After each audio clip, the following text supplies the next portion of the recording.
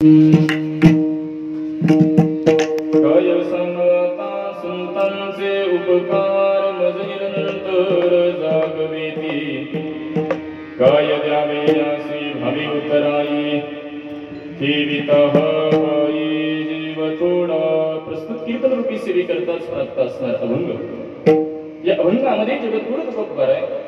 साधू संतांनी तुम्हाला जीवांवरती साधकांवरती कोणकोणत्या प्रकारचे उपकार केले, त्याबद्दल आपण अंतःकरणामध्ये कोणती वृत्ती धारण केली पाहिजे या प्रकारचे एक मीमांसा चिंतन सांगणारा अभंग आज सेवेकरता निवडलेला आहे.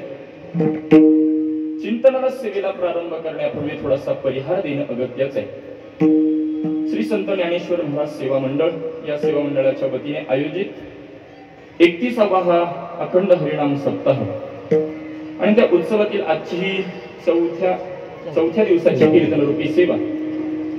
या संपूर्ण मंडळाचे जे काही कार्यकारी अधिकारी असतील, जे काही संपूर्ण काही संस्थांचे अधिकारी वर्ग असतील, सर्वांच्या यथोचित अशा स्नेहातून त्यामध्ये आदरणीय ज्यांचा संपर्क झाला, आदरणीय हरिभक्तीपरायण केसकर काका असतील, आदरणीय केसरकर काका असतील, आदरणीय हरिभक्तीपरायण विश्वनाथ महाराज असतील आणि त्याच पद्धतीने श्रद्धेय बिंदुताई असतील, अशा महान विभूतींच्या स्नेहातून इथे येण्याचा योग माझ्यासारख्या एका सर्वसामान्य साधकाकडे प्राप्त झाला आणि तत्निमित्ताने कीर्तनाकरता उपस्थित आहे.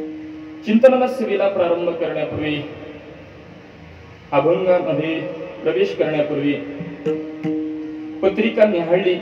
पत्रिकेला ज्ञानोबारायांचं थोडंफार वर्णन, ज्ञानोबारायांचं मंडळाला नाव असल्या कारणाने एक संतपर अभंग निवडावा या हेतूने हा अभंग निवडलेला आहे.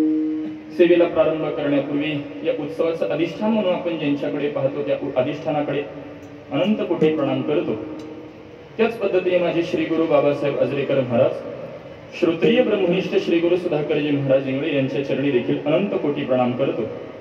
माझ्यापेक्षा ज्ञानाने वयाने अधिकाराने सर्व ज्येष्ठ श्रेष्ठ मंडळी सर्वांच्या चरणी विनम्र भावाने वंदन करून ज्ञानोपराय तुकोबाराय मला ज्या पद्धतीने बुद्धी देतील त्या पद्धतीने सेवा करण्याचा प्रयत्न. माझी मनीची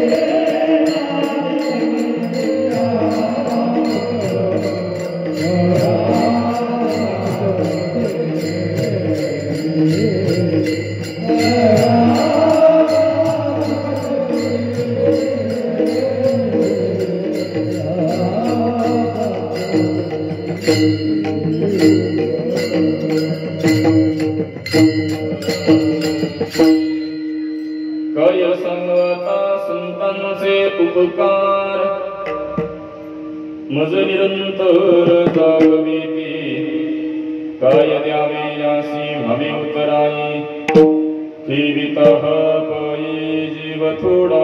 जगद्गुरु तुकोबराय या अभंगामध्ये साधू संतांनी तुम्हाला जीवनावरती साधकांवरती कोणकोणत्या प्रकारचे उपकार केले त्याबद्दल आपण अंतःकरणामध्ये कोणती वृत्ती धारण केली पाहिजे या प्रकारची मीमांसा या अभंगामध्ये प्रकट करतात. संतांचे उपकार तुकोबराय प्रकट करतात म्हणजे संत कोणाला म्हटलं पाहिजे याची व्याख्या करणं गरजेचं आहे. संतांचे उपकार प्रतिपादन करतात म्हटल्यानंतर महाराज उपकार कशाला म्हटलं गेलं पाहिजे याची देखील व्याख्या करणं गरजेचं आहे. आणि कोणत्या पद्धतीचे संतांचे उपकार आहेत आणि आपण त्याबद्दल अंतःकरणामध्ये कोणती वृत्ती धारण केली पाहिजे असे 3-4 आपल्याला औषधकांच्या माध्यमातून या अभंगाचा आपला विचार करता येईल. संतांचे उपकार प्रतिपादन करतात म्हणजे संत हे पद कोणाचं वाचक आहे याचा थोडा विचार करता येईल. महाराज वाङ्मयामध्ये संत हे पद संतांनी अनेकांकरता वापरलेलं पाहायला मिळतं. वाङ्मयामध्ये महाराज संत हे पद संतांनी अनेकांकरता त्यामध्ये काही ठिकाणी महाराज भगवत भक्तांना संत म्हणण्याची पद्धत आहे. काही ठिकाणी महाराज मुमुक्षूंना संत म्हणण्याची पद्धत आहे. काही ठिकाणी मुक्तांना संत म्हणण्याची पद्धत आहे. आणि काही ठिकाणी तुम्हांच्या कल्याणाकरता उद्धाराकरता जे अवतीर्ण होतात त्यांना देखील संत म्हणण्याची पद्धत अशा 4 औषधकांच्या माध्यमातून आपल्याला विचार करता येईल. आता काही ठिकाणी जिथं भगवत भक्तांना संत म्हटलेले याकरता भक्त शिरोमणी नामदेवरायांचं जर चिंतन केलं तर नामदेवराय प्रकट करतात ही संत मंडळी सुखी असो. महाराज संत मंडळी सुखी असो संतांकरता सुखाची अपेक्षा करण्याची गरज आहे का? अहो संत हे आनंद रूप आहेत, सुखरूप आहेत, आनंद स्वरूप त्यांचे असणारे संत महात्मे त्यांच्याकरता सुखाची अपेक्षा करण्याची गरज नाही. मग ही संत मंडळी सुखी असो इथलं हे संतपद कोणाचं वाचक आहे तर भक्त शिरोमणी नामदेवराय त्याच अभंगामध्ये निर्देश करतात. अहंकाराचा वारा न लागो राजसा माझिया विष्णुदासा भाविकासी. 2 पद माझ्यासाठी महत्वाचे. विष्णुदासा आणि भाविकासी या 2 पदांकरता भक्त शिरोमणी नामदेवराय म्हणतात ही संत मंडळी सुखी असो. जे विष्णुदास आहेत जे भाविक भक्त आहेत त्यांना देखील काय म्हटलं गेलं संत मंडळी सुखी असो. भक्तांना संत म्हणण्याची पद्धत वाङ्मयामध्ये. महाराज काही ठिकाणी मुक्तांना संत म्हणण्याची पद्धत आहे. आत्मज्ञानी चोखडी संत हे माझी रुपडी म्हणजे मुक्तांना संत म्हणण्याची पद्धत. आणि तुम्हांच्या कल्याणाकरता जे अवतीर्ण होतात याकरता भगवत पूज्यपाद आद्य जगद्गुरु शंकराचार्य प्रतिपादन करतात. संत कोणाला म्हणावं? सन्मार्गवर्ती हा संत हा जे सन्मार्गाने वर्तन करतात त्यांना संत म्हणा. 1 तदरूपेनं परमात्म्याच्या स्वरूपाशी जे एकरूप झालेले त्यांना संत म्हणा. 2 विद्या विनय वृद्धे विद्या आणि विनय या दोन्ही क्षेत्रामध्ये जे परिपक्व अवस्थेला पोहोचलेले त्यांना संत म्हणा. 3 आणि स एववर्तते ती संत हा तुम्हांच्या कल्याणाकरता उद्धाराकरता जे अवतीर्ण होतात त्यांना संत म्हणा. 4 विठ्ठल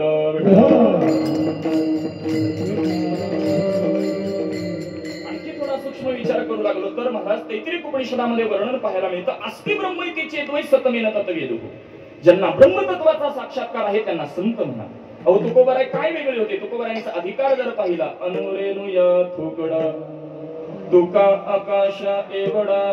तुकोबरायांची तुलना कोणासोबत करतात? तुका आकाशा एवढा. मला सांगा आकाश किती मोठा आहे हे आकारमानामध्ये सांगता येतं का? एवढं आहे एवढं ते आकारमानामध्ये सांगता येत नाही. त्याच्यासाठी आपण पद वापरतो की ते व्यापक आहे. आणि वेदांतामध्ये त्या तत्वाबाबत चिंतन करत असताना विधेय विशेषण आणि निषिद्ध विशेषण सांगितली. त्यामध्ये विधेय विशेषणाचा विचार करत असताना जे व्यापक आहे त्याला ब्रह्म असं संबोधलं जातं. म्हणजे सगळ्यात व्यापक असणारे जगद्गुरु तुकोबराय ब्रह्म आणि जगद्गुरु तुकोबराय भिन्न नसून एकच असे अधिकार संपन्न तुकोबराय संतांचे उपकार सांगण्याकरता प्रवृत्त झाले. म्हणजेच यातून काहीतरी अलौकिकत्व मांडायचंय. विठ्ठल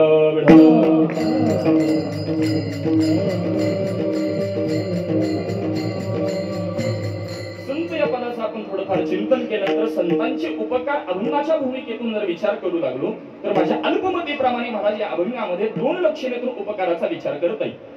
उपक्रमातून उपसंहाराकडे जाणारा उपकाराचा एक विचार आपल्याला करता येतो आणि उपसंहारातून उपक्रमाकडे येणारा दुसरा उपकाराचा आपल्याला विचार करता येईल. आता उपक्रम उपसंहार पटण्याकरता कठीण जात असेल. उपक्रम म्हणजे सुरुवात आणि उपसंहार म्हणजे शेवट. म्हणजे अशा पद्धतीने प्रथमच्या चरणातून अंतिमच्या चरणाकडे जाणारा उपकाराचा एक विचार करता येतो आणि अंतिमच्या चरणातून प्रथमच्या चरणाकडे येणारा दुसरा उपकाराचा विचार करता येतो. आणखी लौकिक भाषेत बोलायचं झालं तर हा अभंग सरळही चिंतन करता येतो उलटाही चिंतन करता येतो. विठ्ठल विठ्ठल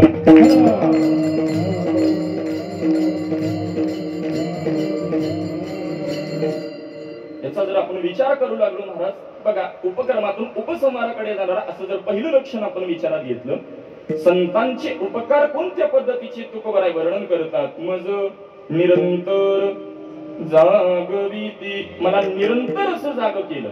संत महात्मे म्हणतात मला निरंतर असं जाग केलं. बरं, संत महात्मे जाग करून नेमकं करतात काय? तिसऱ्या चरणामध्ये बोलतात शिकविती. संत महात्मे तुम्हाला जाग करतात, जाग करून शिकवतात. आणि जाग करत असताना, शिकवत असताना जे काही विकार आहेत, दोष आहेत, त्यांचे होणारे जे काही प्रतिबंध आहेत, त्यांच्यापासून काय करतात हे अंतिमच्या चरणात तुकोबाराय बोलतात सांभाळीती. विठ्ठल विठ्ठल.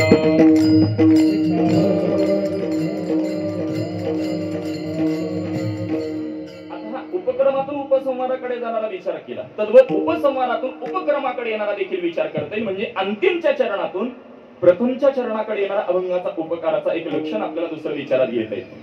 संत महात्मे महाराज उपकार करतात म्हणजे नेमकं काय करतात याचा जर विचार केला तर, ज्या पद्धतीने एखादा साधक गुरुकुलामध्ये गेला, सध्याच्या भाषेत गुरुकुल नाही समजणार, मात्र हॉस्टेल समजेल, कारण हे शहरातलं कीर्तन आहे.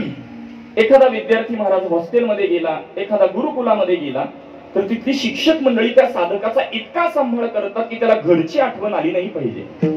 तद्वत संत महात्मे तुम्हामांवर उपकार करतात म्हणजे सुरुवातीला तुम्हामांचा सांभाळ करतात महाराज. हे अंतिमच्या चरणात तुकोबाराय बोलतात सांभाळीती. तुम्हामांचा संत महात्मे सांभाळ करतात. सांभाळ करून संत महात्मे करतात काय? तिसऱ्या चरणामध्ये सांगितलं शिकविती. संत महात्मे तुम्हामांचा सांभाळ करतात, सांभाळ करून शिकवतात. बरं, नेमकं काय शिकवतात महाराज हे प्रथमच्या चरणात तुकोबाराय सांगतात, निरंतर जागा राहिला. विठ्ठल विठ्ठल.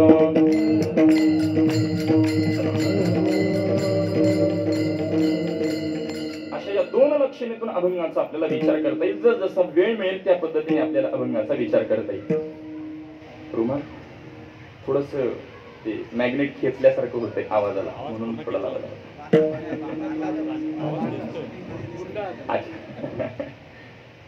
विठ्ठल विठ्ठल.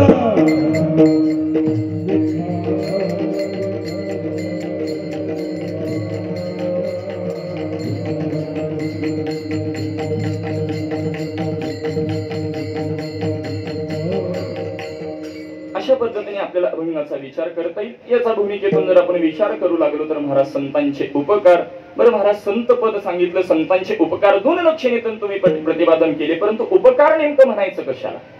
उपकार या पदाची जर आपण व्याख्या पाहू लागलो तर यामध्ये दोन प्रकारचे अवयव पडतात. एक आहे उप, दुसरा आहे कार. कार म्हणजे आपली व्यवहारातली फोर व्हीलर नाही बरं. उपकार या पदाचा अर्थ करत असताना उप या पदाचा अर्थ केलेला आहे तो म्हणजे जवळ. आता या उप हे पद ज्या ज्या शब्दांमध्ये आलेले त्याचं थोडंसं चिंतन करा. उपनिषद आहे, उपवास आहे. आता उपनिषद याचा अर्थ जर आपण करू लागलो, उप म्हणजे जवळ. गुरु महात्म्यांच्या जवळ बसून जी विद्या संपादन केली जाते त्याला उपनिषद म्हणा. आता उपवास आपल्या व्यवहारातली पद घ्या. उपनिषद पटायला कठीण जात असेल तर उप म्हणजे जवळ, वास म्हणजे वास्तव्य करणे. एक परमात्म्याच्या जवळ, साधू संतांच्या जवळ वास्तव्य करण्याचं एक साधन म्हणजे उपवास.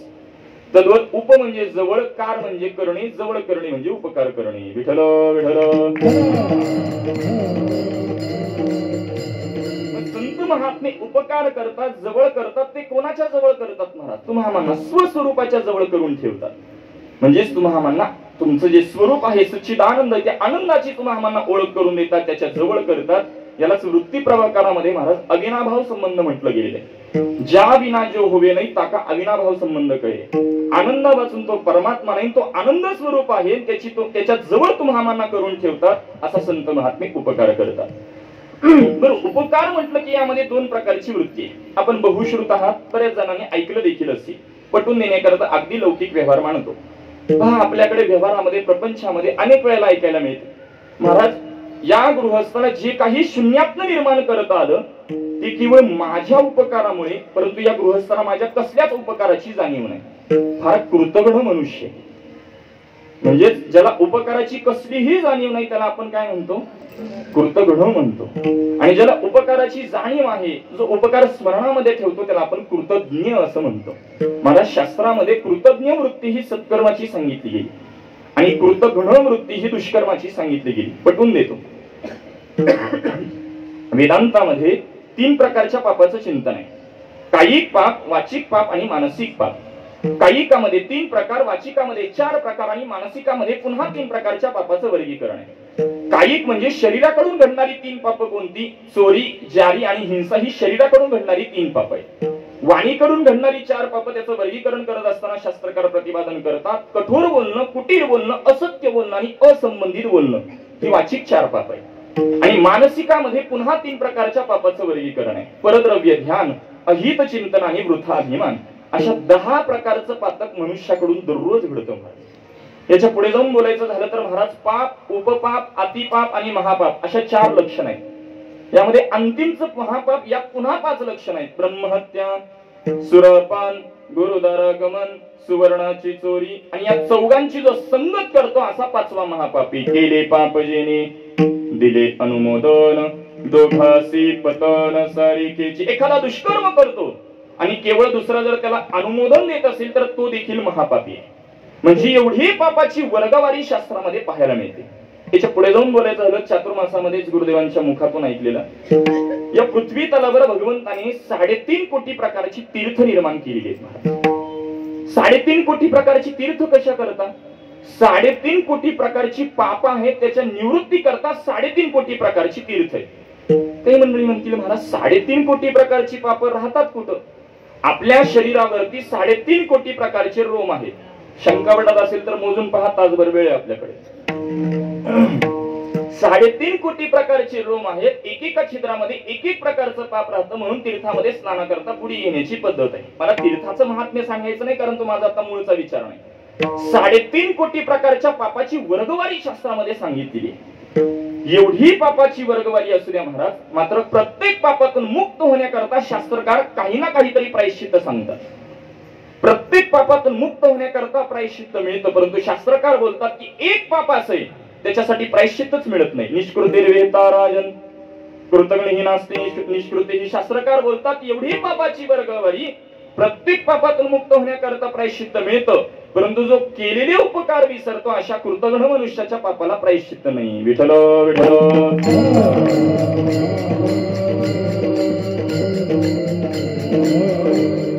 महाराज आपण कृतज्ञ असलं पाहिजे का कृतज्ञ असलं पाहिजे? कसं असलं पाहिजे? कृतज्ञ. आपण आपल्यावरती झालेले उपकार स्मरणात ठेवावेत का आपल्यावरती झालेले अपकार स्मरणात ठेवावे? पटण्याकरता अगदी व्यावहारिक पद वापरतो. आपण आपल्यावरती झालेले उपकार स्मरणात ठेवावेत का आपला झालेला अपमान स्मरणात ठेवावा? जीवन जास्त झालंय का? शहरातलं कीर्तन आहे, आपण काम आटोपून आला असाल. आपण आपल्यावरती झालेले उपकार स्मरणात ठेवावे, परंतु आपण स्मरणात काय ठेवतो महाराज? अपमान स्मरणात ठेवतो. माफी मागून सर्वांच्या चरणी नतमस्तक कोणी बोलू महाराज. आपण प्रपंचातला संसारातला मान अपमान लक्षात ठेवतो, यात नवल नाही. समजलं का? वाक्य पूर्ण करू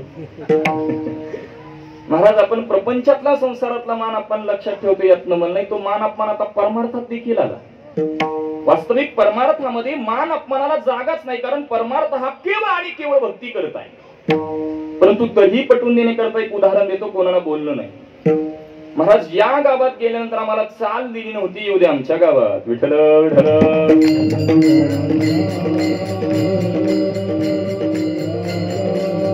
महाराज आपण आपल्यावरती झालेला अपमान, आपले झालेले अपकार आपण स्मरणामध्ये ठेवतो. स्मरणात ठेवले पाहिजेत ते उपकार. पटवून देण्याकरता अगदी एक व्यावहारिक उदाहरण देतो. अत्यंतिक जिवलग 2 मित्र आहेत आणि दोघांमध्ये चर्चा चालू होती. अरे बाबा आपण सुट्टी लागली, कुठेतरी फिरायला जाऊ. आता आलोयच मुंबईला, तर मुंबईलाच फिरायला आले धरून चला. ज्येष्ठ कीर्तनकार मंडळी पूर्वी गोड बोलायची, जीवनातून एकदा तरी मुंबई पाहावी असं म्हणायचे. पूर्वी आकर्षण असायचं, कारण येण्या जाण्याची तेवढ्या सोयी सुविधा उपलब्ध नव्हत्या. आता काही सोयी सुविधा झाल्या. पण दोघांमध्ये चर्चा चालू होती की आपण मुंबई सारख्या मोठ्या ठिकाणी फिरायला जाऊ. आणि दोघंही मुंबईमध्ये एक एक ठिकाण पाहत असताना समुद्र किनारी फिरायला निघतात. दोघांमध्ये चर्चा चालू होती. त्या चर्चेचं रूपांतर महाराज भांडणामध्ये होतं आणि पहिला मित्र दुसऱ्या मित्राला कानाखाली मारतो. आता दुसरा मित्र त्याला काही एक प्रत्युत्तर देत नाही. तसंच खाली बसून समुद्राची जी रेती, त्या रेतीमध्ये लिहून ठेवतो, आज माझ्या मित्राने माझा अपमान केला, त्याने मला कानाखाली मारले. दोघांमध्ये भांडण झाले असल्या कारणाने एक प्रकारचा अबोल असतो. कोणी कोणाशी संभाषण करत नाही. ते पुढे तसाच प्रवास चालू ठेवतात. समुद्राच्या किनारी एक प्रकारचे दगड असतात, त्याच्यावरती तो ज्यांनी कानाखाली खाल्ली असा तो दुसरा मित्र म्हणजे तो मुलगा त्याच्यावर चढण्याचा प्रयत्न करू लागतो. सध्याच्या भाषेतला तरुण असेल म्हणून सेल्फीसाठी म्हणा, त्याच्यावर चढण्याचा तो प्रयत्न करू लागतो. मात्र समुद्राचं पाणी सतत त्याच्यावर पडलं असल्या कारणाने त्याला एक प्रकारचं शेवाळ आलेलं होतं आणि म्हणून त्याचा पाय घसरतो तर समुद्राच्या पाण्यामध्ये पडतो. त्याला काही पोहायला येत नसतं, त्याच्या नाकात तोंडात पाणी जावं लागतं. त्याचा आरडाओरडा ज्यांनी कानाखाली मारली असा तो पहिला मित्र पाहतो. महाराज पाहता क्षणी पाण्यामध्ये उडी घेतो, त्याला पाण्यातून बाहेर काढतो, नाका तोंडात गेलेलं पाणी बाहेर काढतो, त्याला शुद्ध येते, तो स्थिर होतो आणि इकडे इकडे पाहू लागतो. आसपास कोणी एक दिसत नाही. त्याच्या लक्षात येतं आपले प्राण वाचवले ते कोणी वाचवले? आपल्या याच मित्राने वाचवले. आणि म्हणून बाजूला पडलेला छोटा दगड उचलून मोठ्या दगडावर कोरून लिहू लागतो की आज माझ्या मित्राने माझ्यावरती उपकार केले, त्यांनी माझे प्राण वाचवले. आता महाराज ज्यांनी सुरुवातीला कानाखाली मारली, ज्यांनी अपमान केला असा तो पहिला मित्र, ज्यांनी नंतर त्याचे प्राण वाचवले असा तोच पहिला मित्र त्याच्या अंतःकरणामध्ये नानाविध चिकित्सा सुरू होतात. हा असा का करतोय? मगाशी हा रेतीमध्ये लिहित होता, आता दगडावरती लिहितोय, नेमकं झालं तरी काय? त्याला राहवत नाही म्हणून त्या दुसऱ्या मित्राला प्रश्न करतो, अरे काय करतोय?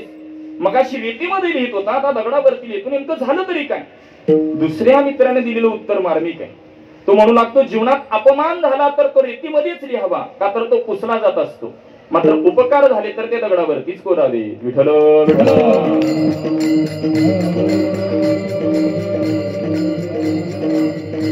म्हणजे उपकार स्मरणामध्ये ठेवले पाहिजेत हा सिद्धांत मी पटवून देतो महाराज. उपकार स्मरणामध्ये ठेवले पाहिजेत ही सत्कर्माची वृत्ती आहे महाराज. काही मंडळी म्हणतील महाराज तुम्ही उपकार स्मरणामध्ये ठेवले पाहिजेत असं सांगता, परंतु आम्ही नित्याने कोणावर ना कोणा तरी प्रपंच करत असताना, संसार करत असताना उपकार करतोच की. बऱ्याच जणांना वाटेल महाराज आम्ही नित्याने उपकार करतो, तुम्ही काय वेगळं सांगता? महाराज प्रपंचातला हा उपकारच ठरत नाही. याला तत्वज्ञानाच्या भूमिकेतही पाहता येईल चिंतन. संत वाङ्मयाद्वारेही पटवून देतो आणि युक्तिवादानेही पटवून देतो. तत्वज्ञानाची भूमिका जर पाहिली तर महाराज अजातवाद सांगतात एकमेवा द्वितीयम नेह नानास्ति किंचन. तो एकमेव परमात्मा आहे, त्याला सोडून दुसरं काहीच नाही. हाच कठीण सिद्धांत ज्ञानोबा हरिपाठामध्ये सोप्या भाषेत करतात. लटी का व्यवहार सर्व हा संसार, लटी का सर्व हा संसार.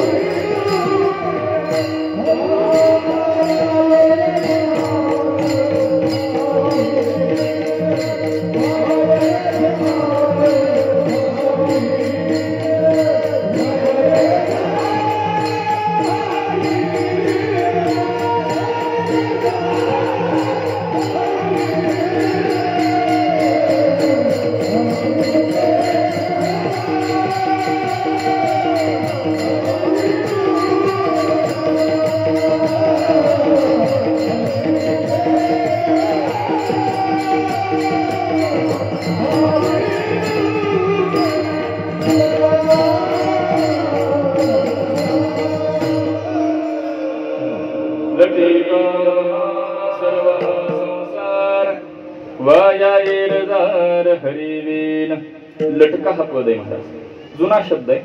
आणखी ज्येष्ठ मंडळी असतील तर ते म्हणतात पहा, त्यांच्या बोलण्याकडे लक्ष देऊ नका बरं, ते लटकं बोलतात. लटकं म्हणजे असत्य, म्हणजे खोटं. संसाराचं स्वरूपच काय सांगितलं, लटिका व्यवहार सर्व संसार. अहो संसाराचं स्वरूपच जर असत्य असेल तर त्यामध्ये केला जाणारा उपकार काही सत्य असेल महाराज. त्यामुळे प्रपंचातला संसारातला उपकार ठरत नाही. दुसरं लक्षण का ठरत नाही याचा जर आपण विचार केला तर प्रपंच करत असताना आपण कोणतीही गोष्ट पहा, त्यामध्ये हे मी करतो ही वृत्ती जागी असते. आणि जिथं मी असतो त्याला उपकार नाही म्हणता येत. संतांचा विचार केला तर संतांचा जर विचार करत असताना महाराज, ऐसी कळवळ्याची जाती करी लाभाविण प्रीती. संत महात्मे लाभाशिवाय प्रेम करतात, लाभाशिवाय उपकार करतात. तुम्ही आम्ही लग्नात आहेर का करतो, आपल्या लग्नात त्याने डबल केला पाहिजे बस, याला उपकार नाही म्हणत महाराज, याला फार फार तर सहकार्य किंवा मदत म्हणा. त्यामुळे प्रपंचातला उपकार ठरत नाही. दुसरं लक्षण त्यामध्ये मी ही वृत्ती जागी असते. युक्तिवादाने आणखी बोलायचं किंवा तत्वज्ञानाच्या भूमिकेत बोलायचं झालं तर महाराज, प्रपंच हा सतही म्हणता येत नाही, असतही म्हणता येत नाही. याच्याकरता वेदांतामध्ये असत ख्याती, आत्मख्याती, अन्यथा ख्याती, अख्याती आणि अनिर्वचनीय ख्याती असं ख्यातींचं चिंतन आलेलं आहे.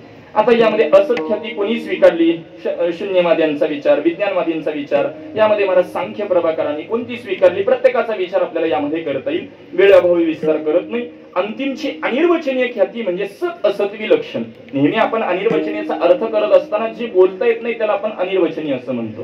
परंतु इथं विचार करत असताना प्रपंचाला सतही म्हणता येत नाही, असतही म्हणता येत नाही महाराज. असत म्हणलं तर डोळ्याला दिसतोय आणि म्हणून सत असत विलक्षण अशी त्यामध्ये प्रक्रिया. आणि असा सत असत विलक्षण असलेला प्रपंच असल्या कारणाने त्यामध्ये केलेला उपकार ठरत नाही. विठ्ठल विठ्ठल.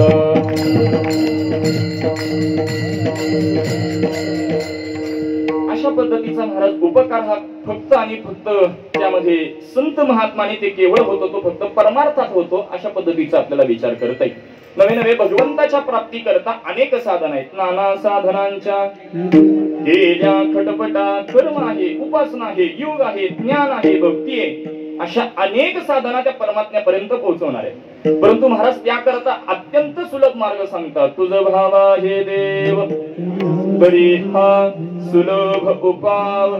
तुझ भावा हे देव, तुम्हाला भगवंताची प्राप्ती करायची तर हा सोपा मार्ग आहे. कारण अवघड कोणी न करी सांगता, सुलभ बहुता गोड वाटे. अवघड कोणाला आवडत नाही, सोपा मार्ग पाहिजे. म्हणून महाराज म्हणतात, तुका मनी फार थोडा तरी परोपकार. तुझ भावा हे देव तरी हा सुलभ उपाव. फार उपकार नाही जमला, थोडा तरी कर, परमात्मा प्राप्त होईल. इथं पूर्व पक्ष महाराज, फार उपकार केल्यानंतर तो परमात्मा प्राप्त होईल आम्ही एक वेळ मान्य करू. थोडा उपकार करावा आणि तो परमात्मा प्राप्त व्हावा कसं काय सांगता, पटवून देतो. आता आपल्याकडे आपण उपवास करतो, तसा तर कर्मशास्त्रातला उपवास वेगळा आणि भक्तिशास्त्रातला उपवास वेगळा. कर्मशास्त्र सांगतं महाराज, 2 वेळेला पाणी पिलं उपवास मोडला. मी चहा नाही बरं, पाणी सांगतो. पाणी 2 वेळेला पिलं उपवास मोडतो. दुपारी झोपलं उपवास मोडला. हे कर्मशास्त्र भिन्न आहे. भक्तिशास्त्रामध्ये आपल्याकडे उपवासाच्या दिवशी अन्नाचा त्याग सांगितलेला आहे. धरून चला, वडिलोपार्जित घराण्यामध्ये माळ चालत आली, परंतु वडील असेपर्यंत त्यांनी काही एका तरुणाने काही माळ परिधान केली नाही. परंतु वडिलांच्या निधनानंतर त्याला वाटू लागतं ही परंपरा आपण जोपासावी. म्हणून एखाद्या महाराजांकडे गेला आणि त्यांना विनंती करू, मला ही तुळशीची माळ परिधान करायची. आता माळ घालताना जर सुरुवातीलाच त्याला जर सांगितलं ग्लासभर दुधावरती तुला एकादशी करावी लागेल, तो माळ परिधान करेल का? बरं त्याचं सोडा, तुम्ही काय कराल ते सांगा. मी निर्जला एकादशी लांब ठेवतो, आणखी ग्लासभर दूध सांगतो. ग्लासभर दुधावरती एकादशी करावी लागेल असं सांगितलं, तो माळ परिधान करील. माफी मागून सर्वांच्या चरणी नतमस्तक होऊन बोलतो, महाराज सध्याच्या प्रवाहामध्ये सांगणारे करतात का हा चिंतनाचा विषय. जाऊ द्या, मुद्दा नाजूक असतो, परखडता वाटेल म्हणून विस्तार करत नाही. ग्लासभर दुधावरती एकादशी, महाराज तू माळ परिधान करणार नाही. तसं तर आपल्याकडे भक्तिशास्त्रामध्ये उपवासाच्या दिवशी अन्नाचा त्याग सांगितलेला आहे. आपल्याला अन्नाचा त्याग शक्य होत नाही म्हणून आपण अन्नात बदल केला महाराज. आता सुरुवातीला फलहार होता, त्याचा फराळ कसा झाला या विस्तारात मला जायचं नाही. तसं तर नैतिक मला आधी करणे, कारण मी आज दुपारी फराळ करूनच उभारलोय.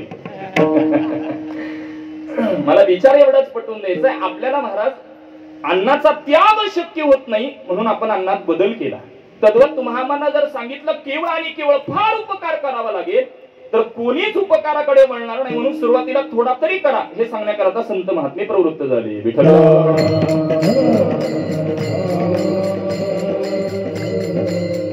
अशा पद्धतीने आपल्याला या उपकाराचा विचार करता येईल. बरं महाराज, आपल्यावरती आहेत तरी कोणाकोणाचे उपकार? ईश्वराचे उपकार आहेत, माता पित्यांचे उपकार आहेत, वेदांचे उपकार आहेत आणि संतांचे उपकार आहेत. ईश्वराचे कोणते उपकार महाराज? तुम्हाला जो काही हा नरदेह मिळालेला आहे याला मूळ कारण कोण असेल तर तो ईश्वर आहे. काही मंडळी म्हणतील महाराज नरदेहाला येण्याकरता आम्ही अनेक वेळा ऐकतो, अगा कर्मी जे करावे ते सुख दुःखे फळावे, तया ते भोगावया यावे, देहा एका केले कर्म झाले तेचे भोगाले, किंवा जन्म घेणे लागे वासनेच्या संगे, पाप पुण्य करुणी जन्मा येतो प्राणी. अनेक प्रमाणे विचारात येता येते. महाराज आम्ही आमच्या कर्मातून जर पुण्य अधिक केलं तर तुम्ही सांगता त्याला स्वर्गप्राप्ती आहे, पाप जर अधिक झालं तर नरक प्राप्ती सांगता, पाप पुण्य समान असेल तर नरदेह मिळतो. आमच्या कर्मातून जर आम्ही पाप पुण्य केल्यानंतर ते समान झाल्यानंतर नरदेह मिळतो, तर यात ईश्वराचे उपकार कुठे? विठ्ठल विठ्ठल.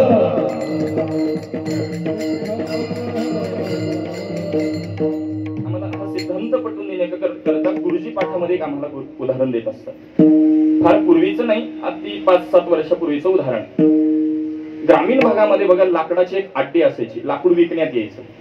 तिथं मोठमोठे तराजू असायचे. आता डिजिटल काटे झाले, पूर्वी तराजू असायचे.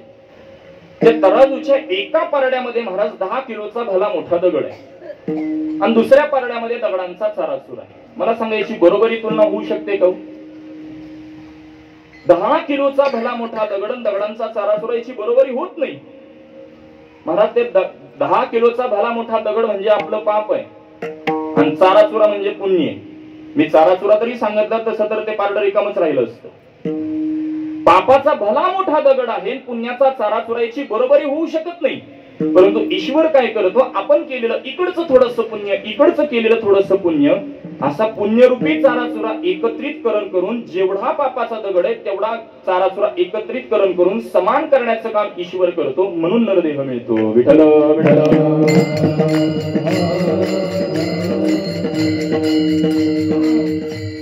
महाराज दुसरे माता पित्यांचे उपकार मात्र जर मोह आडवाला हित नाही ठावे, जननी जनका. तिसरे वेदांचे उपकार. अंतिम संतांचे उपकार. महाराज संतांचेच उपकार जगत कल्याणार्थ ठरतात. याला कारण संतांकडे ऐश्वर्य संपन्नता आहे. बरीच मंडळी म्हणतील महाराज जगद्गुरु तुकोबारायांचं चरित्र श्रवण करत असताना आम्ही अनेक वेळेला ऐकलेले तुकोबारायांच्या घरातून पौर्णिमेचा चंद्र दिसायचा आणि तुम्ही तर सांगता संत महात्मे ऐश्वर्य संपन्न आहे. महाराज संतांकडचं ऐश्वर्य हे लौकिकातलं नसतं महाराज. संत महात्मे भक्तीने ओतप्रोत भरलेले, भक्तीने ऐश्वर्य संपन्न असणारे संत आणि म्हणून संतांचे उपकार जगत कल्याणार्थ ठरतात. आम्हा घरी धन शब्दाचीच रत्ने, शब्दाचीच शस्त्रे यत्ने करू. म्हणजे संतांकडचं धन महाराज तुम्हामांकडचं लौकिक असं संतांकडचं नाही. संतांकडचं धन हे भक्तीचं आहे. भक्तीने ऐश्वर्य संपन्न असणारे संत आणि म्हणून संतांचे उपकार जगत कल्याणार्थ ठरतात. पहिलं लक्षण महाराज. दुसरं लक्षण संतांकडे ज्ञान आहे. ते चालते ज्ञानाचे बिंब, तयाचे अवयव ते सुखाचे कुंभ, ईर माणसपणे वांब लौकिक भाऊ. किंवा ज्ञानोबारायांचं वर्णन पहा. ज्ञानियांचा राजा गुरु महाराज,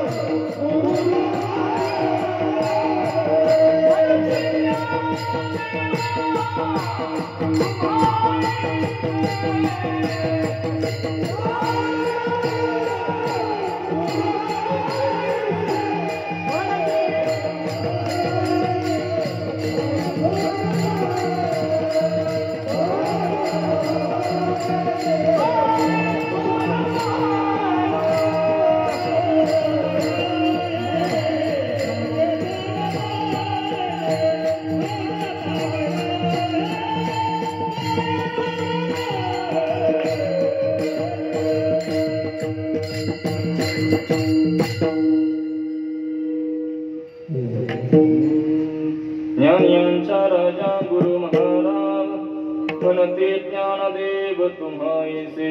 महाराज या जोड चालीचा आनंद घेण्याकरता ज्ञानोबरांच्या सोहळ्यात यावं लागतं, पण सोहळ्यात येऊन दिंडीत चालावं लागतं हे तितकंच खरं आहे. विठ्ठल विठ्ठल.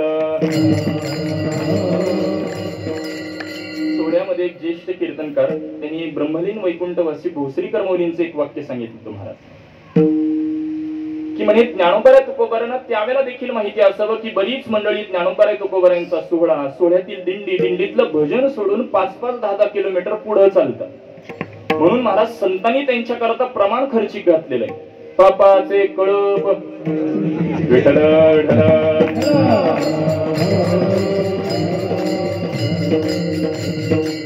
एवढाच पटवून द्यायचा आहे. ज्ञान यांचा राजा किंवा ज्ञान यांचा शिरोमणी, वंद्य जो का पूज्यस्थानी, चिंतकाचा चिंतामणी ज्ञानोबा माझा. ज्ञानियांचे राजी, ज्ञानियांचे शिरोमणी असणारे ज्ञानोबा महाराज. त्यांच्याकडचं ज्ञान हे तुम्हाला जसं शास्त्राने साधन चतुष्टयता प्राप्त करून ज्ञान संपादन करायला सांगितलं, अशा पद्धतीने साधना करून संतांनी ज्ञान प्राप्त केलेलं नाही महाराज. उपजताची ज्ञानी हे वर्म जानोनी आदे लोटांगणी चांगदेव. महाराज संतांकडचं ज्ञान हे उपजत ज्ञान आहे. चरित्र भाग सर्वांना ज्ञात आहे, वेळ अभावी त्यामध्ये विस्तार करत नाही, अगदी थोडक्यामध्ये निर्देश करून पुढे निघून जातो. चारही भावंडे प्रवास करतात. निवृत्तीनाथ दादा, सोपान काका, मुक्ताबाई, ज्ञानोबा आहे आणि ध्यानस्थ बसलेले योगी आहेत. प्रकार असा असतो, कोणीही मृत झालं तरी त्यांच्या समोर आणून ठेवण्यात यायचं आणि ते योगातून बाहेर आल्यानंतर, वृत्तीवर आल्यानंतर महाराज योग सामर्थ्याने मृत्यू झालेल्या मंडळींना घरी पाठवायचे. कुठून महाराज हा सगळा प्रकार पाहतात आणि मुक्ताबाई ज्ञानोबारांना विचारतात, दादा काय हा प्रकार आहे? ज्ञानोबा सांगतात, हे 1400 वर्ष जगलेले चांगदेव महाराज आणि त्यांच्या ते योगाचं सामर्थ्य. मुक्ताबाई म्हणतात, दादा त्यात काय अवघड आहे? मुक्ताबाई देखील त्याच पद्धतीचा एक प्रयोग करतात आणि जे कोणी मृत झाले ते उठून आपापल्या घरी निघून गेलेले. ही चारही भावंडे पुढे प्रवास करतात. चांगदेव महाराज हे आपल्या वृत्तीवर आल्यानंतर पाहतात तर कोणीही दिसत नाही. शिष्याला विचारतात, एवढ्या कालावधीत कोणीच गेलं नाही का? शिष्य म्हणतात, गेली होती, परंतु 4 मुले आणि त्यात एक चिमुरडी मुलगी होती, तिनेपैकी एक प्रयोग केला आणि त्या पद्धतीने सगळी मंडळी मृत झाली, उठून आपापल्या घरी गेलेली. महाराज चांगदेव महाराज पत्र लिहायला बसतात. पूर्वी पत्र लिहित असताना मोठ्या व्यक्ती असेल तर महोदय सनवी लिहिण्याची पद्धत होती आणि लहान असेल तर चिरंजीव लिहावं ही पद्धत होती. आता महोदय सनवी लिहा तर वयाने लहान आहेत आणि वयाने लहान आहेत म्हणून चिरंजीव लिहावं तर कामगिरी अत्यंत ज्ञानी व्यक्तीसारखी केली आहे. चांगदेव महाराज म्हणजे ज्यांनी 1400 वर्ष शरीर चिरंजीव ठेवलं, त्या चांगदेव महाराजांना काय लिहावं हे समजेना महाराज. चांगदेव महाराज कोरच पत्र पाठवतात, शिष्य ज्ञानोबरांच्या हातामध्ये देतात. मुक्ताबाई विचारतात, दादा काय लिहिलं आहे? ज्ञानोबा म्हणतात, काही नाही, कोरच पत्र आहे. मुक्ताबाई गोड बोलतात, 1400 वर्ष जगला परंतु चांग्या तो कोरा राहिला. हे मुक्ताबाईंनी बोलावं, बरं तू मामांचा अधिकार नाही, आपल्याला 14 सेकंद वाढवता येत नाही काळ नाही आल्यावर. त्यांनी 1400 वर्ष आपलं शरीर चिरंजीव ठेवलेलं होतं आणि म्हणून मुक्ताबाई ज्ञानोबा म्हणतात, दादा त्याच्यावरच त्यांना काहीतरी बोध करा. आणि म्हणून त्याच्यावर जो काही बोध केला, संप्रदायामध्ये आपण त्याला चांगदेव 65 असं म्हणतो. 65 ओव्यांचा बोध केला. 65 ओव्या का लिहिल्या यातही थोडा तात्वी करते महाराज. चांगदेव महाराज हे 14 विद्यात 64 कला नियुक्त होते. 65वी कला ज्ञात नव्हती, ती ज्ञात होण्याकरता 65 ओव्यांचा ग्रंथ लिहिला. चांगदेव महाराजांच्या हातामध्ये तो ग्रंथ दिला जातो. चांगदेव महाराज पहिलीच ओवी वाचतात, स्वस्ती श्रीवटेषु जो लपोनी जगदाबासु दावी मजकरासु प्रगटला करी. असं करत करत करत संपूर्ण ग्रंथ चांगदेव महाराजांनी वाचून काढला. चांगदेव महाराजांच्या लक्षात येतं आपण समजत होतो ही लहान बालके, परंतु हे कोण आहेत? उपजताची ज्ञानी. आपण समजत होतो हे लहान आहेत, परंतु हे उपजत ज्ञान आहे, यांना शरण जाणं हेच योग्य म्हणून चांगदेव महाराज शरण आलेले. म्हणजे मला मुद्दा पटवून द्यायचा आहे, संतांकडचं ज्ञान साधना करून प्राप्त केलेलं नाही महाराज, उपजत ज्ञान संतांकडे आहे म्हणून त्यांचे उपकार जगत कल्याणार्थ ठरतात. माफी मागून सर्वांच्या चरणी नतमस्तक होऊन बोलतो, सध्याच्या प्रवाहामध्ये महाराज मी किती ज्ञानी हे आपण समाजाला पटवून सांगतो. मला सांगा, आपण स्वतः स्वतःला ज्ञानी, स्वतः स्वतःला शहाणं मानावं का जगाने आपल्याला शहाणं मानावं? इकडे कशी पद्धत आहे? नाही, भाग बदलला की पद्धत बदलते म्हणून विचार. स्वतः स्वतःला शहाणं म्हणावं की जगाने म्हणावं? जगाने.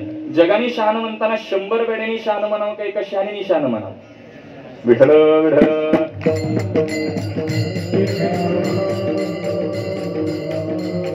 महाराज शास्त्रकार चिंतन म्हणतात, संपूर्ण कुंभो न करोति शब्दम अर्घो घटो घोषमुपैति नूनं विद्वान पुनीन न करोति गर्वं जल्पन्ते मूढं स्वपुनिर्विहीना. शास्त्रकार दृष्टांत देतात, संपूर्ण कुंभो, कुंभ म्हणजे पाण्याची घागर आहे.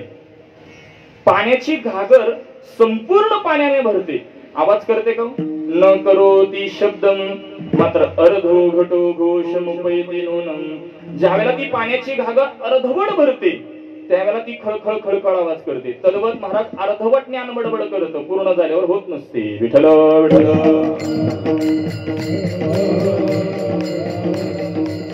महाराज अध्यात्मामध्ये जो मी ज्ञानी असं सांगायला जातो तो ज्ञानी नसतोच, कारण अध्यात्मामध्ये ज्याला ज्ञान संपादन झालं तो मी ज्ञानी हे सांगायला देखील वरत नाही, हे ज्ञानाचं लक्षण आहे. मग जो सांगत असतो तो अर्धवट ज्ञानी ओळखावा. परंतु असं संतांकडचं ज्ञान नाही महाराज, संतांकडचं ज्ञान उपजत आहे म्हणून संतांची उपकार जगत कल्याणार्थ ठरतात. दुसरं लक्षण पूर्ण महाराज, संतांकडे दातृत्व वृत्ती आहे. पहा, 12व्या अध्यायाच्या सुरुवातीलाच ज्ञानोबराय म्हणतात, जय जय ओ शुद्धे उदारे प्रसिद्धी अनवरत आनंदे वर्षतीये. उदार पद आपण वापरतो. उदार कोणाला वापरतो महाराज? हा मनुष्य फार उदार आहे. दर एकादशीला, महिन्याच्या एकादशीला पंढरपुरामध्ये काही ना काहीतरी दान करतो, एवढा उदार मानाचा आहे. म्हणजे ज्याच्याकडे दातृत्व त्याला आपण पद लावतो उदार. महाराज, आपण एखाद्या व्यवहारातल्या दुकानामध्ये जर गेलो, मोबदला दिल्याशिवाय वस्तू मिळत नाही, परंतु संतांकडे जावा, घातला दुकान देती संत उदार उदार भरले अनंत भंडार. संतांना पद लागलं उदार, कारण संत महात्म्यांना पात्रापत्रेचा विचार करण्याची गरज नाही महाराज. देती आली अशी दान. संत महात्मे विचार करत नाहीत, हा आपला आहे, हा परका आहे, हा ज्ञानी आहे, अज्ञानी. अपपर भाव संतांकडे नसतो. एक त्या परमात्म्याला बंधन नाही महाराज दानाबाबत. तुझे औदार्य जाणो हे स्वतंत्र देता न म्हणसी पात्रा पात्र पै कैवल्य ऐसे पवित्र वैली आहे दिले. महाराज, मोक्षासारखी गोष्ट अधिकाला वाचून देऊ नये असं शास्त्र सांगतं. परमात्मा वैर्यालाही देतो, कारण पात्र पत्रेचा विचार करण्याचं बंधन परमात्म्याला नाही, दुसरं साधू संतांना नाही. मात्र तुम्हाला दानाबाबत शास्त्रकार बंधन घालतात. सर्वाभूती द्यावे अन्न द्रव्य पात्र विचारून. अन्नदानाला पुरेपूर परवानगी दिली, परंतु द्रव्य दान करायचं असेल तर सत्पात्री केलं पाहिजे. कुपात्री जर केलं तर दारिद्र्य येतं असं शास्त्रकार बोलतात. पात्रा पात्र विचारोस्मी धेनु पन्न गयोरी बघ तृणात संजायते क्षीरम क्षीरात संजायते विषम. दृष्टांत देतात. तृण म्हणजे एखादी गवताची पेंडी आहे, ती जर एखाद्या गायी समोर टाकली तर महाराज गाय माघारी काय देते? पवित्र दूध देते. याला सत्पात्री दान म्हणा. परंतु तेच पवित्र दूध जर आपण एखाद्या सर्पाला दिलं तर सर्प माघारी काय देतो? याला कुपात्री दान म्हणा. विठ्ठल विठ्ठल.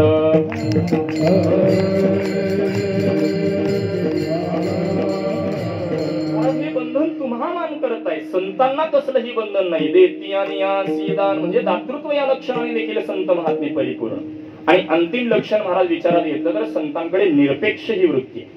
निरपेक्ष या वृत्तीचा विचार केला तर आवडणाऱ्या भक्ताचा विचार सांगत असताना भगवद्गीतेमध्ये 12व्या अध्यायामध्ये 16व्या श्लोकामध्ये महाराज विचार आपल्या समोर मांडलेला पाहायला मिळतो. अनपेक्ष सुचिरदक्ष उदासीनो गतव्यथा सर्वारंभ परित्यागी यो मदभक्त समे प्रियः. कोणता भक्त भगवंताला प्रिय? अनपेक्षः. तुकोबाराय तर बोलतात, भक्त ऐसे जाना जे देही उदास गेले आशा पाश निवारोनी. यांना भक्त मना ज्याची मागणी संपली. अहो तुकोबारायांचं चरित्र पहा. जगद्गुरु तुकोबारायांना भगवान परमात्मा मागा मागा म्हणून आग्रह करतात. त्यावेळेला तुकोबाराय काय मागतात? मागणे ते सरे ऐसे करी देवा, माझी मागणीच संपू द्या, हीच मला मागणी द्या. याला म्हणतात निरपेक्ष वृत्ती. विठ्ठल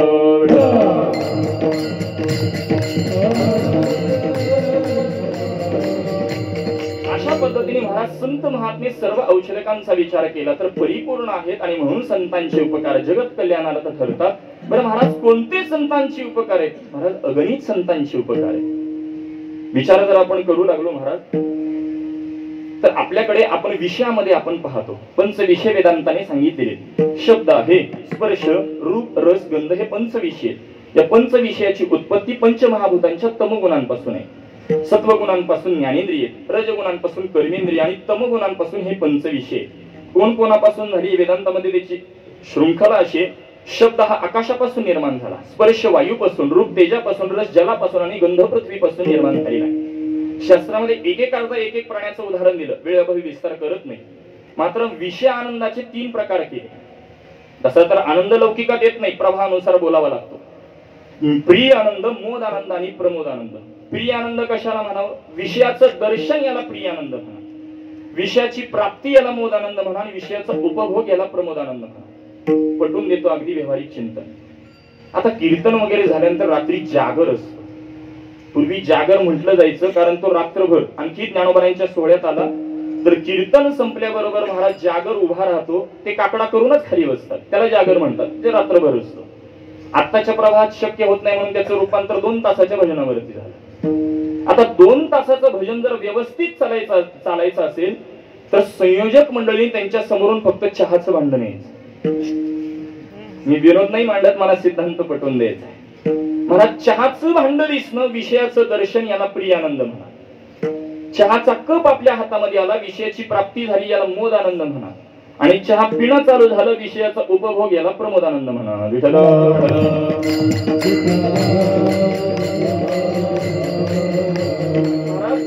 विषयांचं किंचित उपभोग लांब आहे, किंचित स्मरण जरी केलं तर त्याची स्थिती भगवद्गीता बोलते. ध्यायतो विषयान् पुंसा संगस्ते सुपजायते संगा संज्ञायते कामात् कामात् क्रोधो विजायते क्रोधात् भवति सम्मोहात् सम्मोहात् स्मृति विभ्रमात् स्मृति विभ्रमात् बुद्धिनाशो बुद्धिनाशात् प्रणश्यति. नश्यति नाही महाराज, प्रणश्यति. विषयांचं किंचित स्मरण जरी केलं तर मनुष्य प्रेत होत होतो. आणि अशा विषयांना आपण आत्मसात करतो महाराज आणि अपेक्षा आनंदाची ठेवतो. विषय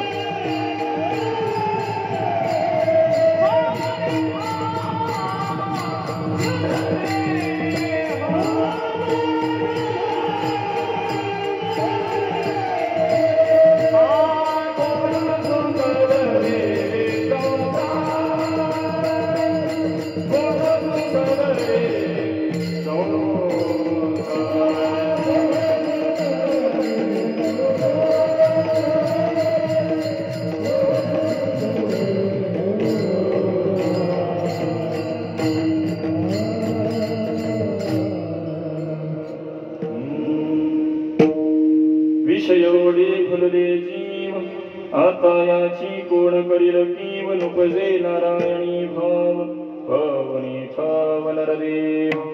महाराज या विषयामध्ये आपण बोलतो आणि अपेक्षा ठेवतो आनंदाची. मला संतांचे उपकार इथं प्रतिपादन करायचे. विषयामध्ये महाराज तुम्ही आम्ही अडकतो यात नमन नाही. कितीही मोठी मंडळी असू द्या, कितीही ज्ञानी असू द्या, विषयांपासून अलिप्त राहू शकत नाही. पौराणिक कथाभाग पटवून देतो. एके दिवशी व्यास मुनी सिद्धांत प्रकट करतात. कितीही ज्ञानी असेल तर त्याला स्वतःची इंद्रिय आवरता येत नाही, तो विषयांपासून अलिप्त राहू शकत नाही. सिद्धांत लिखाणाचं काम महाराज जैमिनी ऋषी करत असतात. जैमिनी ऋषी म्हणतात मग त्यांच्या ज्ञानाचा काय उपयोग, मला काही हा सिद्धांत पटत नाही. व्यास मुनी म्हणतात लिखाण थांबवा, ज्यावेळेला सिद्धांत पटेल त्यावेळेला येऊन लिखाण पूर्ण करा. लिखाण थांबलं जातं. थोडासा कालावधी जातो. जैमिनी ऋषी आपल्या पर्णकुटीमध्ये निवांतपणे एके दिवशी बसलेले आणि अचानकपणे धोधो प्रकारे पाऊस सुरू होतो, वादळ वगैरे सुटतं. जैमिनी ऋषींना वाटतं कोणाला तरी निवारा पाहिजे असेल तर आपण पाहूयात म्हणून उठतात आणि पर्णकुटीच्या दरवाजा म्हणून इकडे इकडे पाहू लागतात. तर समोरच्या एका वृक्षाखाली एक सुंदर स्त्री निदर्शनास येते.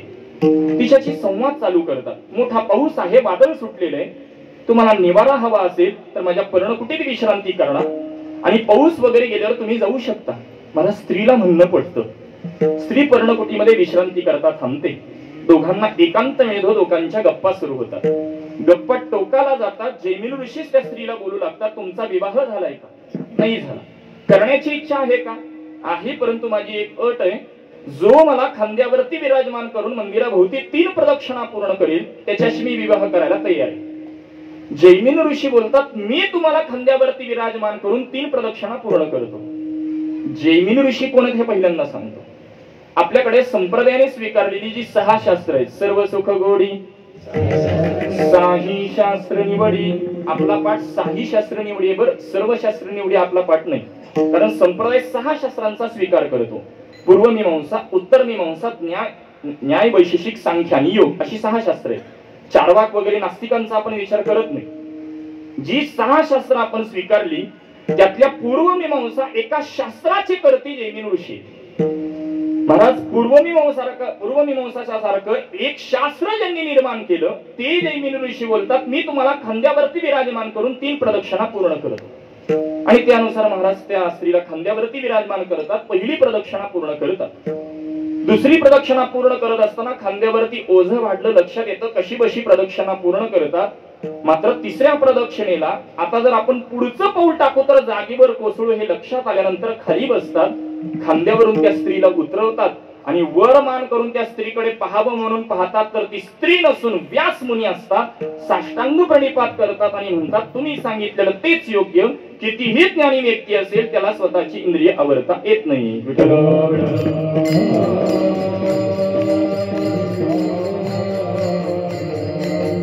महाराज कितीही ज्ञानी असू द्या विषयांपासून अलिप्त राहू शकत नाही. मात्र संतांचे उपकार जर पाहिले महाराज, संतांचा स्पर्श लांब ठेवला. संतांच्या चरणाचा रजकणाचा सहजरी स्पर्श झाला. वासनेचे बीज जळोनी जाय. वासना जाती यात नमन नाही. वासनेचे बीज, वासना ज्याच्यापासून निर्माण झाली त्याचं बीज म्हणजे मुख्य कारण.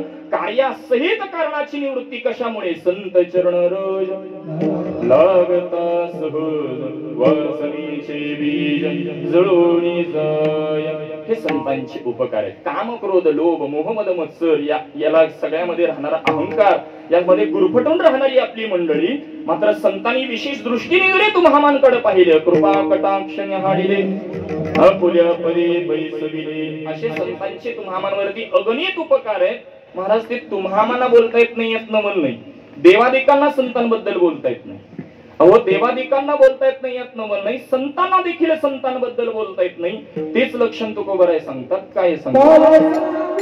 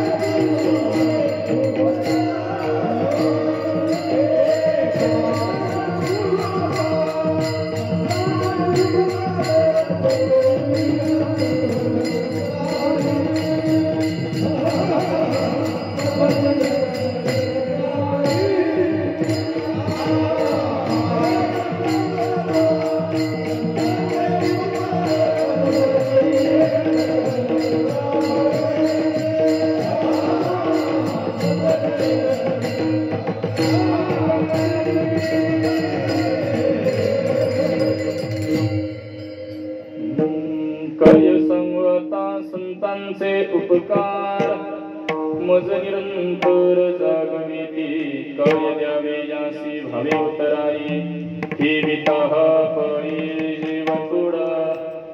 महाराज गायक मंडळींची विशेष कौतुक बरं, कारण या चाली फार लोप पावत चालल्या महाराष्ट्रात. परंतु अशाही वातावरणामध्ये सुरुवातीला ही माझ्या आवडीचा केदार राग गायला मला एवढं प्रसन्न वाटलं. मला त्यातलं संगीतातलं तेवढं काही कळत नाही. आम्ही पारंपरिक चाली जेवढ्या फळ परंपरेने आल्या तेवढ्या जतन करण्यात फक्त थोडी रागाची माहिती करून घेतली एवढंच.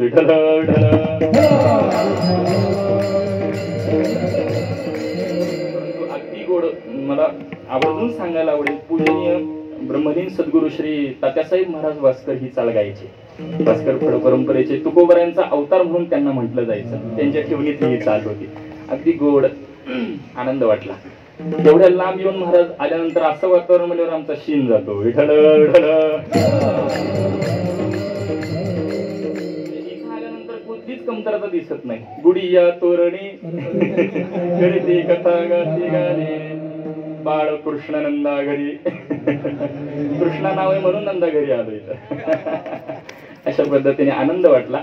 असंच मला विचार यामध्ये संतांचे माझ्याकडे 15 मिनिटं शिल्लक आहेत. उरलेल्या चरणांचा समन्वय साधून सेवेला पूर्ण विराम देतो. काय सांगू आता संतांचे उपकार यामध्ये. काय हे पद अनिर्वाच्य वाचक आहे, म्हणजे संतांच्या उपकाराबद्दल बोलता येत नाही महाराज, कारण बोलण्याकरता शब्द लागतो आणि शब्द प्रवृत्त होण्याकरता महाराज त्याकरता एक चतुष्ट प्रवृत्ती लागते. त्यामध्ये जातिक गुण क्रिया आणि भेद या 4 लक्षणा लागतात. आणि संत महात्मे याच्याही अतीत असल्या कारणाने शाब्दिकाचे काम नाही येते संतांचा महिमा तो बहु दुर्गम. संतांचा महिमा त्यामध्ये शब्दात वर्णन करता येत नाही, कारण या जाती गुण क्रिया भेद याच्याही अतीत असणारे संत महात्मे म्हणून काय सांगू आता म्हटलं एक लक्षण. आणि दुसरं लक्षण महाराज संतांचे उपकार हे परमार्थिक सत्तेतली लक्षण, परमार्थिक सत्तेतले एक लक्षण आहे. परमार्थिक सत्तेमध्ये महाराज अनुभूती असते, अनुवाद करता येत नाही. परमार्थिक सत्ता नेमकं कशाला म्हणायचं महाराज. तिन्ही काळामध्ये जिचा कशानेच बाध निश्चय होत नाही त्याला पारमार्थिक सत्ता म्हणतात. व्याख्या सांगण्यात वेळेस खर्च करत नाही. आमचे गुरुजी याकरता गोड उदाहरण देत असतात.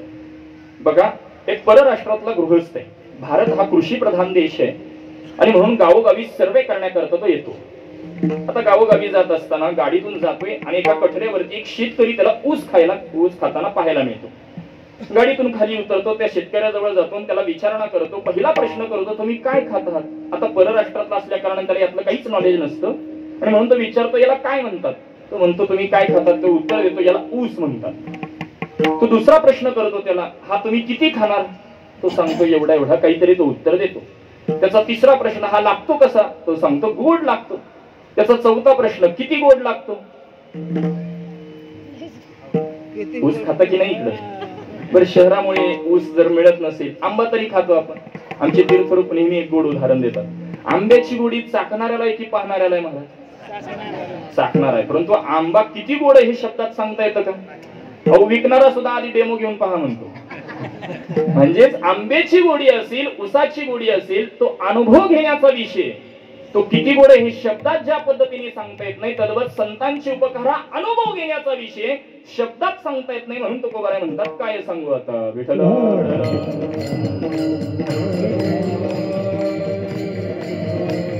परंतु कल्पना करा, एक साधक तुकोबारायांना महाराजांजवळ गेला आणि महाराजांना म्हणू लागला, महाराज तुमच्याशिवाय आम्हाला उपकार कळणार तरी कसे? कारण संतांबद्दल बोलायचं असेल तर तो एक परमात्मा बोलू शकतो, दुसरे संत महात्मेच. तुका म्हणे अंगी व्हावे ते आपण, तरीच महिमान येईल कळू. महाराजांना इथं म्हणता आलं असतं, तरी महिमान येईल कळू, तरीच महिमान येईल कळू म्हणतात. श्री पाणिनींच्या व्याकरण सूत्रानुसार महाराज अन्याची व्यवृत्ती असते. संत झाल्यावरच संतांचं महिमान ओळखता येईल. म्हणून तो साधक महाराजांना म्हणतो की महाराज तुमच्याशिवाय आम्हाला सांगणार तरी कोण संतांचे उपकार? तुकोबाराय म्हणतात, मला जेवढे अवलोकन करत आले सांगण्याचा प्रयत्न करतो. तुकोबाराय म्हणतात, मज निरंतर जागविती. या 3 पदांचं चिंतन करायचंय. सर्वांनी मोठ्या प्रेमाने एकदा भजन करू, नंतर उर्वरित चिंतन. विठोबा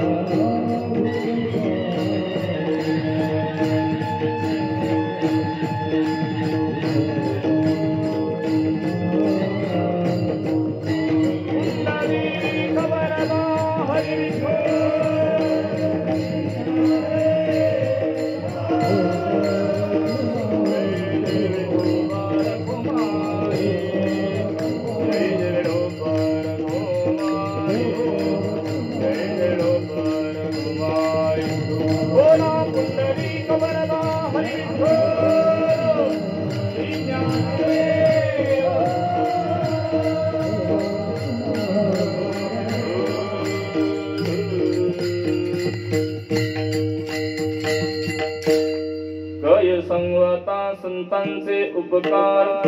मज निरंतर जागविती, काय व्यावियासी भावी उतराई. ठेविता पायी जीव थोडा विठ्ठल विठ्ठल.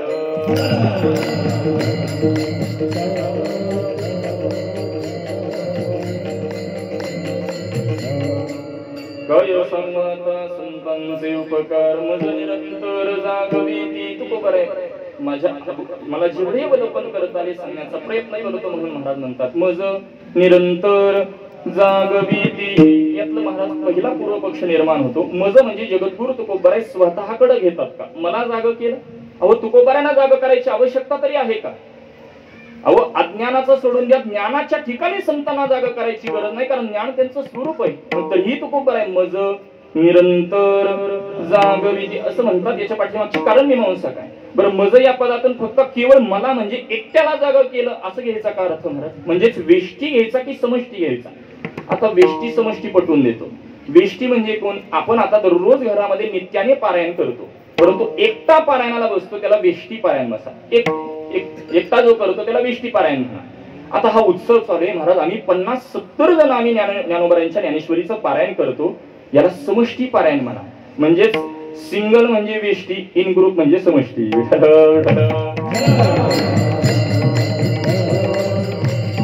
शुद्ध मराठीतलं लवकर समजतं. याचा विचार जर आपण करू लागलो, मज या भूमिकेतून महाराज केवळ मला असं नाही किंवा वेष्टी समष्टीचा आपण विचार करू लागलो तर यामध्ये 4 विकल्प करता येतात. वेष्टी वेष्टी उपकार, वेष्टी समष्टी उपकार, समष्टी वेष्टी उपकार, समष्टी समष्टी उपकार. विठ्ठल वेष्टी फक्त निर्देश करून पुढे निघून जातो. वेष्टी वेष्टी ज्ञानोबारायांनी चांगदेव 65 लिहिली, ही आता सर्व योग्यान करत आहे, परंतु त्यावेळेला डोळ्यासमोर कोण होते? एकटे चांगदेव महाराज. ज्ञानोबारायांनी एकट्या चांगदेवान करता लिहिली, याला वेष्टी वेष्टीचं चिंतन करा. वेष्टी समष्टी एकाला अनेक पद्धतीचे बोध करणं. बघा, एकाला अनेक पद्धतीचे बोध. अर्जुनाचं चिंतन करा. 9व्या अध्यायामध्ये ज्ञान सांगितलं, इदंतो ते गुह्यतमं प्रवक्ष्याम्येन सूये. 12व्या अध्यायामध्ये तुम्हाला कोणती भक्ती करणारा भक्त आवडतो, एवं सतत युक्ताय. 15व्या अध्यायामध्ये संसाराच्या अनेक पद्धतीची बोध एकाला करण्याला वेष्टी समष्टी म्हणा. समष्टी वेष्टी म्हणजे अनेकांना एक सांगणं. बघा, कलियुगामध्ये सकळ असी येथे आहे अधिकार कलियुगी उद्धार. सकळ या पदामध्ये सगळ्यांना घेतलं, परंतु सांगितलं एक हरिनाम. सगळ्यांना एक सांगणं, याला समष्टी वेष्टी म्हणा. आणि समष्टी समष्टी समष्टीमध्ये संत महात्मे महाराज ईश्वरालाही बोध करत आणि संत महात्मे संतांनाही संतांची भूमिका समोर ठेवून तुम्हा जीवांना साधकाला बोध करतात. म्हणजे मज या पदामध्ये तुम्ही आम्ही जीव साधकांना संत महात्म्यांनी काय केलं, निरंतर जागवी तुम्हा मना संत महात्मे जाग करतात. जाग करतात. आता कोण कोण जाग करतं? संत महात्मे महाराज संतांना जाग करतात, संत महात्मे देवाला, संत महात्मे जीवाला. काकड्यातली सगळी प्रमाण आपल्याला पाहता येतील. आणि मला एवढंही चांगलं ज्ञात आहे, आपल्या या मुंबई परिसरामध्ये काकडा फार छान होतो. संत महात्मे संतांना जाग करतात. उठा साधू संत सदा मुले. संतांना महाराज हित कळत नाही का? आणि ज्यांना हित कळत नाही त्यांना संत म्हणायचा का हा पूर्व पक्ष. परंतु संतांना जागा करतात याची कारणे मांसा. इथं जर चिंतन पाहिलं तर याच्याकरता चरित्र भाग निवृत्तीनाथांचं चरित्र पहा. निवृत्तीनाथांच्या नावातच त्यांचा अर्थ आहे, अधिक वृत्ती ती निवृत्ती, जे कधीच आपल्या वृत्तीवर येत नसत. सतत स्व महिमेमध्ये राहणारी निवृत्तीनाथ दादा. परंतु पसायदानाच्या वेळी ज्ञानोबारायांनी स्व महिमेतून निवृत्तीनाथांना बाहेर काढून जगत विन्मुख असलेल्या दादांना जगत सन्मुख केलं. याला संतांना जाग करणं म्हणतात. संत महात्मे देवालाही जाग करतात. उठा पांडुरंग प्रभात समयोपातला वैष्णवांचा मेला गरुडा पाहिला तला. भगवंताला जाग करतात म्हणजे परमात्मा झोपतात का महाराज? बघा, आषाढी एकादशी कोणती? देवशयनी एकादशी. आणि आत्ताची झालेली कार्तिक एकादशी कोणती? प्रबोधिनी एकादशी. शयन म्हणजे भगवान परमात्मा आषाढीला झोपतात, कार्तिकीला उठतात. मधल्या वेळेस साधकाने काय करावं म्हणूनच चातुर्मास असतो. एवढा वेळ परमात्मा झोपतात का? नाही महाराज. भगवत भक्ताची धारणा आहे. आम्ही झोपतो म्हणून माझ्या भगवंताची शेजारती करावी. आम्ही उठतो म्हणून भगवंताचा काकडा करावा. आम्ही जेवतो म्हणून भगवंताला नैवेद्य दाखवावा. सोहळ्यात एक ज्येष्ठ कीर्तनकार बोलले होते, भगवंताने खरंच नैवेद्य खाल्ला असता तर आपण राशन कार्डावर नाव टाकायला कमी केलं नसतं. परंतु भगवत भक्ताची धारणा आहे. आम्ही जेवतो आमच्या भगवंतालाही जीव घालावं ही भगवत भक्ताची धारणा. भगवंताला का उठवायचं? पाहता श्रीमुख सुखवले सुख डोळ्याची भूक नवले माझ्या किंवा देखील तुमचे चरण निवांत राहिनी मन आता कोठे धावे मन तुमचे चरण देखलिया. म्हणजे केवळ महाराज श्रीमुख जरी परमात्म्याचं पाहिलं तर सुखाला देखील सुख प्राप्त होतं. मोठं लक्षण इथं आपल्याला विचारात घेता येईल, वेळावर विस्तार करत नाही. मनाची धावाधाव थांबते असे भगवंताला म्हणून उठवतात. आणि दुसरं महाराज तिसरं लक्षण संत महात्मे जीवालाही उठवतात. उठा जागे भर्यत उठा सकळ जन उठिले नारायण. या फळावरती एक गोड चाल गातात. गत जागा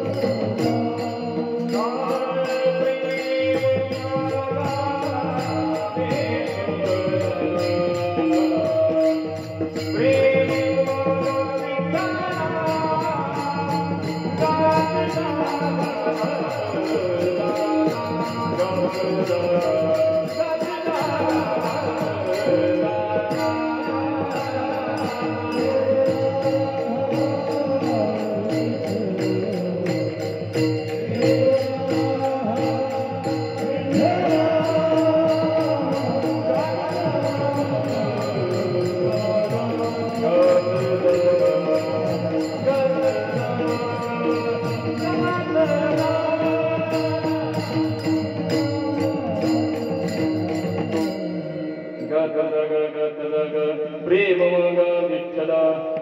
परंतु आपला सप्ताह असू द्या, दिंडी असू द्या, खात जागा झोप वागा असं नाही केलं पाहिजे. भगवंताकडे जात असताना गुणगान करत गेलं पाहिजे. प्रेम मागा, कारण विठ्ठल प्रेमाचा पुतळा, प्रेमाचं साक्षात मूर्त स्वरूप असलेला परमात्मा, आणि त्या प्रेमाच्या ठिकाणी संत महात्मे जाग करतात. तर महाराज जाग करतात म्हणजे धरून चला या धर्म मंडपामध्ये एखादा झोपलाय, कोणी झोपलं नाही, फक्त समजा एखादा झोपलाय, त्याला उठवण्याकरता ज्ञानोबांना यावं लागेल की तुकोबांना? आपण हाक मारली तरी तो उठेल, त्याकरता ज्ञानोबा तुकोबांना यायची आवश्यकता नाही. मग इथं जी जागवी ती संत महात्मे जाग करतात ते या झोपेतनी नाही महाराज. अविद्येची निद विश्वस्वप्नाचा हा भोगीत होता प्रबोधा अनादि जो अज्ञान रूपी झोप आहे महाराज. त्या अज्ञानामुळे काय? अज्ञानामुळे भेदज्ञान, अनुकूल प्रतिकूल, राग द्वेष, धर्म अधर्म, पाप पुण्य, सुख दुःख हे भोगण्याकरता शरीर.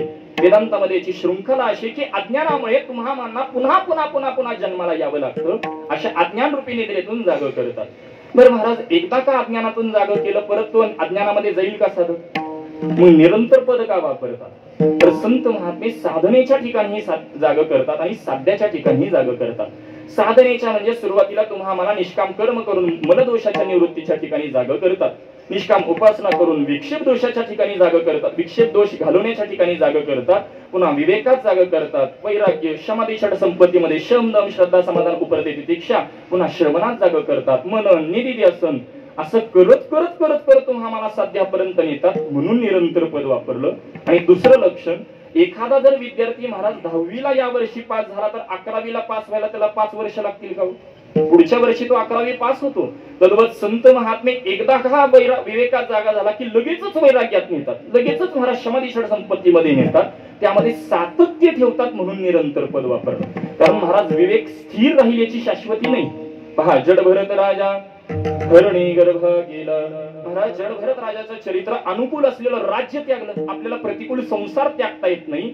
आणि अशा त्या जड भरत राजाला महाराज दयेचं रूपांतर कधी मोहात झालं कळालं नाही. म्हणून घाला तो घातला, म्हणजे विचार जर केला तर आपण स्थिर राहत नाही. म्हणून संत महात्मे त्यामध्ये तत्पर राहतात, त्यामध्ये सातत्य तुम्हाला ठेवतात. म्हणून निरंतर पद वापरलं. नवे नवे जागृती, स्वप्न, सुषुप्ती या तिन्ही अवस्थेत जाग करतात. जागृती म्हणजे 42 तत्वांचा व्यवहार म्हणजे जागृती. निर्देश करून पुढे निघून जातो. 42 तत्व बर मोजा आता किती सांगतो ते. पंच ज्ञानेंद्रिय श्रोत्रम, चक्षुः, स्पर्शनम, रसनम, घ्राणमेव च. पंच कर्मेंद्रिय वाक, पाणीपात, उपस्थानी, बुद्ध. किती झाली? 10. अंतःकरण चतुष्टय. अंत म्हणजे आतकरण म्हणजे इंद्रिय, चतुष्टय म्हणजे 4. मन, बुद्धी, चित्त, अहंकार. किती झाले? 14. 14 इंद्रियांचे 14 देवता, 14 दोन्ही आणि 14 इंद्रियांचे 14 विषय, 14 त्रिक 42 तत्वांचा व्यवहार म्हणजे जागृती. विठ्ठल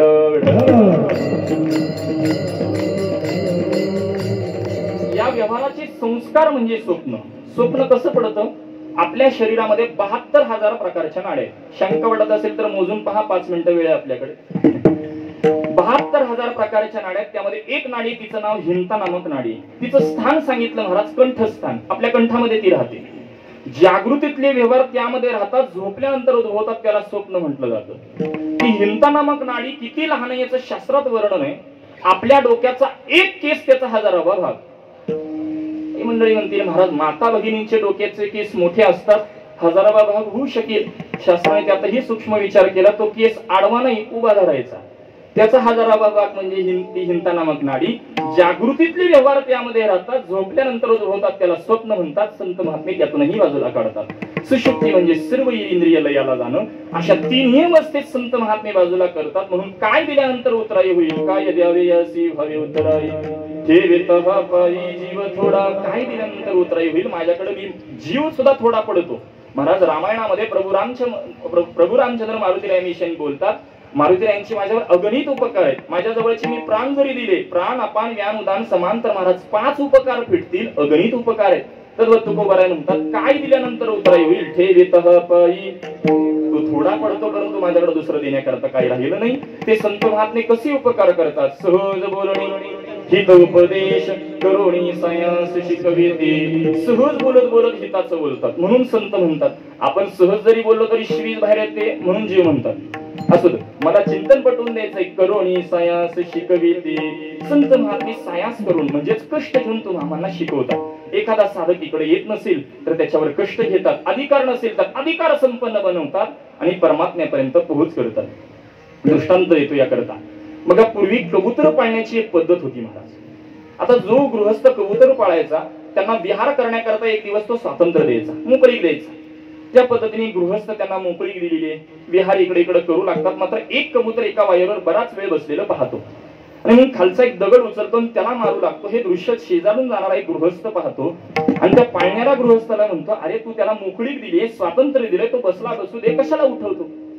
त्यावेळेला तो कबूतर पाळणारा म्हणतो, नाही, निसर्गाचा नियम असा आहे, हे पक्षी त्यांच्या मूळ घरापासून जर बराच वेळ लांब राहिले तर त्यांच्या मूळ घराचा त्यांना विसर पडत असतो. ते कबूतर दुसरं कोण नाही, आपणच आहे. अनेक जन्म झाली महाराज हे प्रपंच करत बसलेलो आणि म्हणून संत महात्मे तुम्हामांवर कष्ट घेऊन तुम्हामांना शिकवतात. कल्पना अविद्या देणे झालं जीव. अरे तुला जीव असलेली कल्पना झालेली आहे. तुझं जे मूळ घर आहे हे सच्चिदानंद तुम्हामांचं घर आहे. हे संत महात्मे वारंवार कष्ट घेऊन तुम्हामांवर शिकवतात. एवढे संत महात्मे कष्ट का घेतात त्यांचा संबंध तुकोबाराय बोलतात. तुका म्हणे वत्स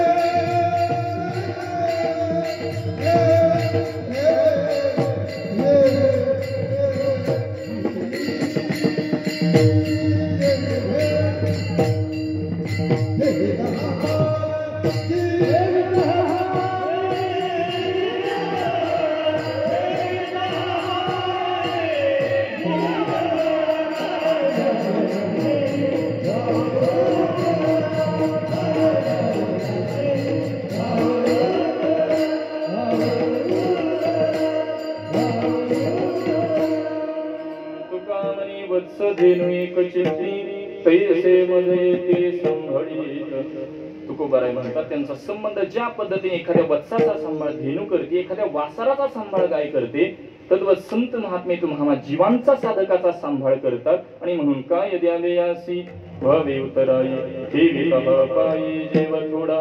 महाराज जगद्गुरु तुकोबाराय इथं कृतज्ञ भाव व्यक्त करतात. महाराज संत महात्मे इथं जर कृतज्ञ भाव व्यक्त करतात तर तुम्ही आम्ही जीवांनी कसं राहिलं पाहिजे, तुम्ही आम्ही जीवांनी त्या परमात्म्याबद्दल, तुम्ही आम्ही जीवांनी संतांबद्दल, देशाबद्दल, धर्माबद्दल कृतज्ञ राहिलंच पाहिजे, ही तुम्हा आद्य कर्तव्य आहे महाराज. महाराज भगवान परमात्मा जर आपल्या भक्ताबद्दल जर कृतज्ञ राहत असतील तर तुम्ही आम्ही जीवांनी कसं राहावं.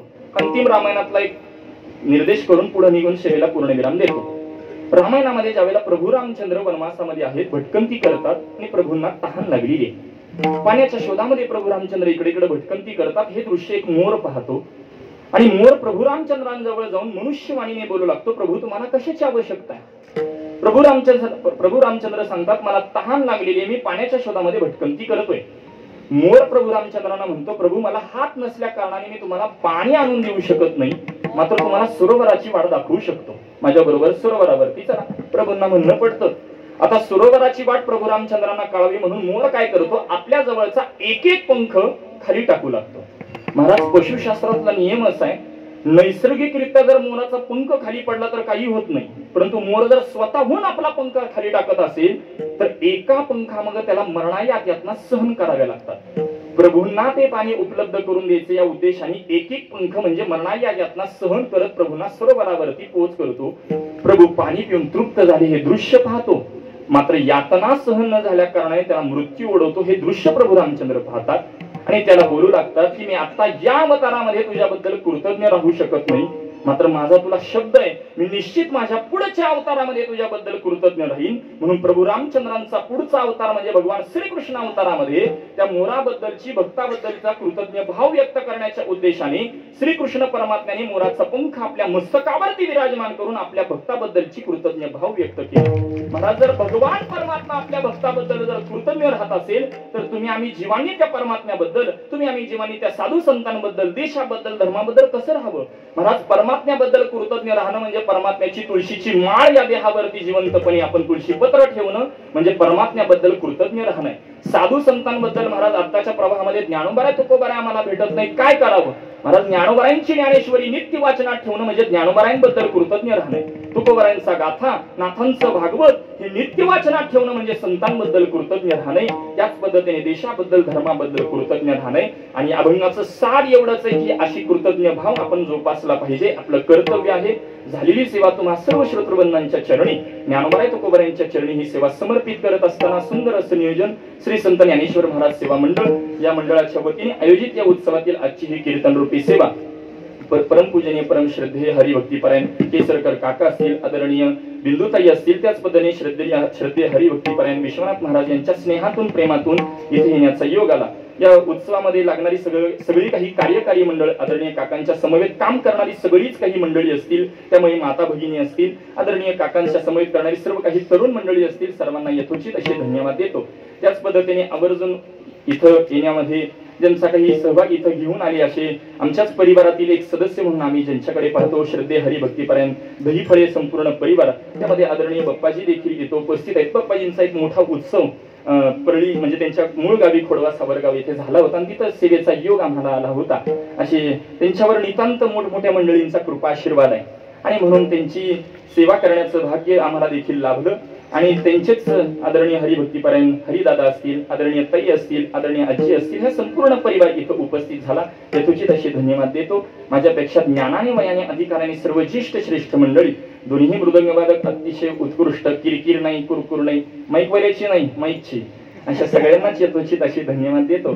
सगळे टाळकरी वृंद असतील, सगळे काही गुणीजन गायक, मी मगाशी उल्लेख केला त्या पद्धतीने आत्ताच्या प्रवाहामध्ये एवढी अनुकूलता भेटत नाही, सर्वांच्या चरणी नतमस्तक होतो. आणि एखादा जर अपशब्द गेला असेल तर तो माझ्या बुद्धीचा दोष समजावा. पायाच्या प्रसादे काही बोलिलो विनोदे, मज क्षमा करणे संते, नो हे अंगभूत युक्ती, नो हे उपदेश, तुमचे बडी बडी लोशेष, तुमच्या कृपेचे पोसणी, जन्मोजन्मी तुकामणी, ज्ञानोबा माऊली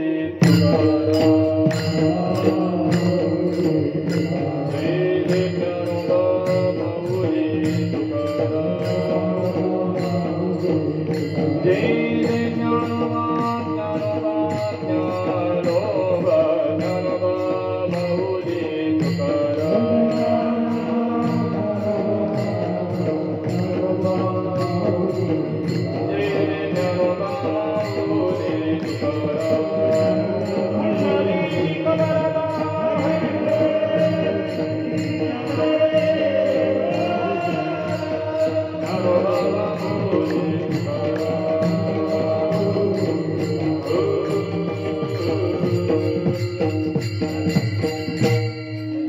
विठोर